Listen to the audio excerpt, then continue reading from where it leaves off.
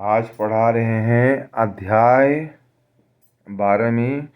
Heading है 11th का धर्म तथा संस्कृति, religion and culture. Religion and culture है ना।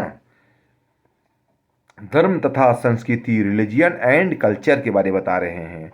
धर्म एक ऐसी संस्था है जिसे संस्कृति से अलग नहीं करके नहीं समझा जा सकता है। धर्म एक ऐसी चीज़ है, ऐसी संस्था है कि हम उसको संस्कार से, कल्चर से अलग नहीं कर सकते हैं, है ना।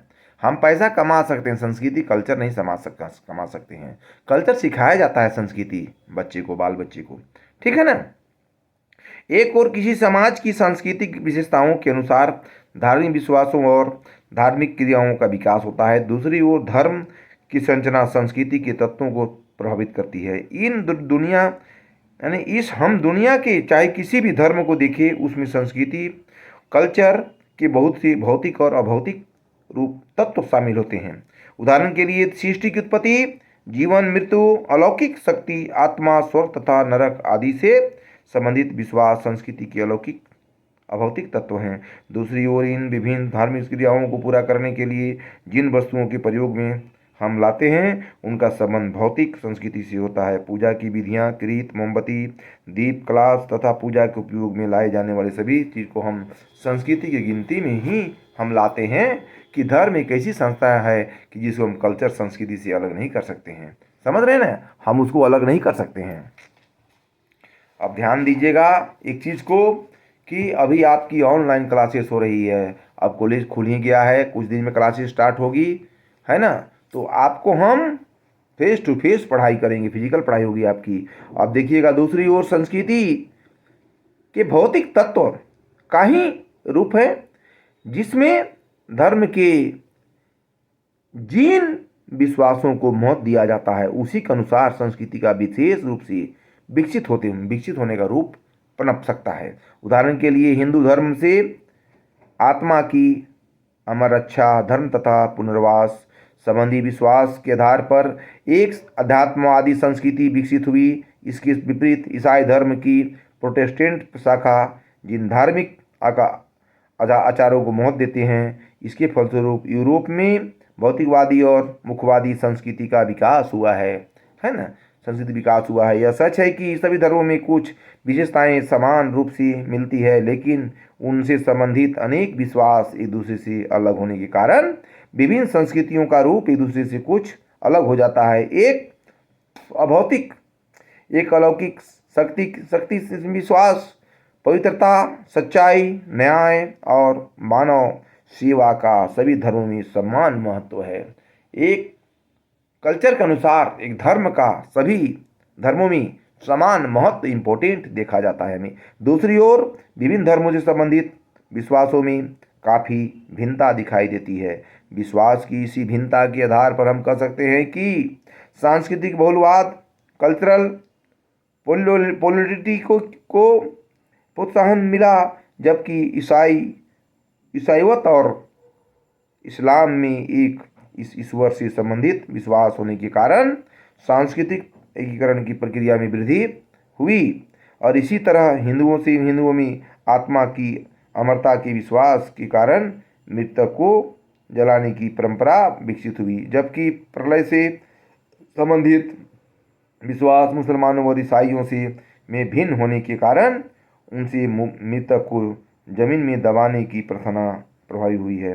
सांस्कृतिक व्यवहारों का भी धर्म से बहुत घनिष्ठ संबंध है, और पूजा उपासना की विधियाँ, उत्सवों का आयोजन, कर्मकांडों की पूर्ति तथा पवित्रता और अपवित्रता संबंधी आचरण, विभिन्न सांस्कृतिक व्यवहार के नियम विभिन्न धर्मों के विश्वास के अनुसार ही बिहेवियर में भी भिन्नता दिखाई देती है। यानी बिहेवियर में भी हमें भिन्नता दिखाई देती है। क्या देती है? भिन्नता दिखाई देती है। इससे प्रतीत होता है कि वह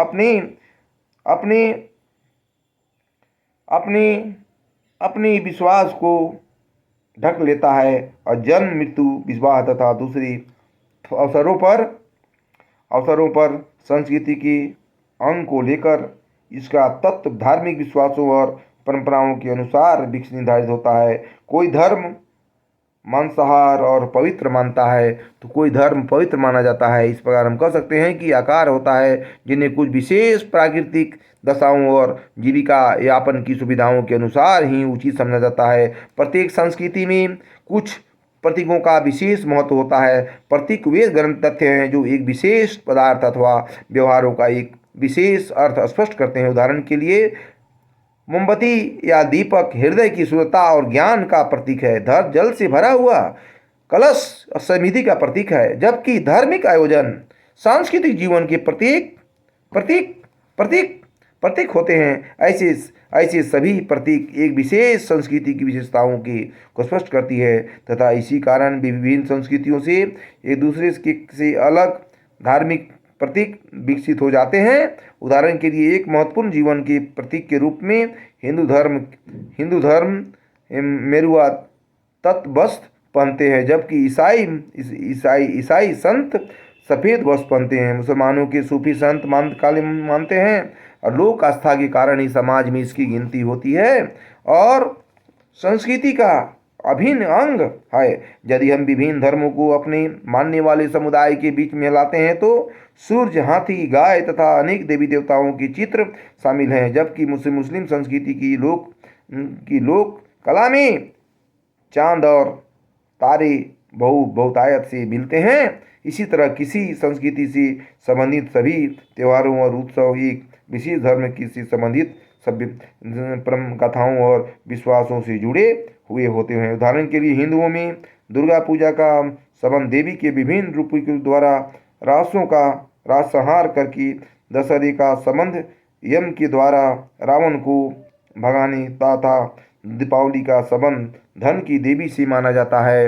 इसी प्रकार वर्तमान युग में धार्मिक अलगाववाद की जगह धार्मिक एकीकरण का महत्व सामने आने लगता है। दूसरे से अलग संस्कृति के लोग एक दूसरे से निकट मिलने की कोशिश करते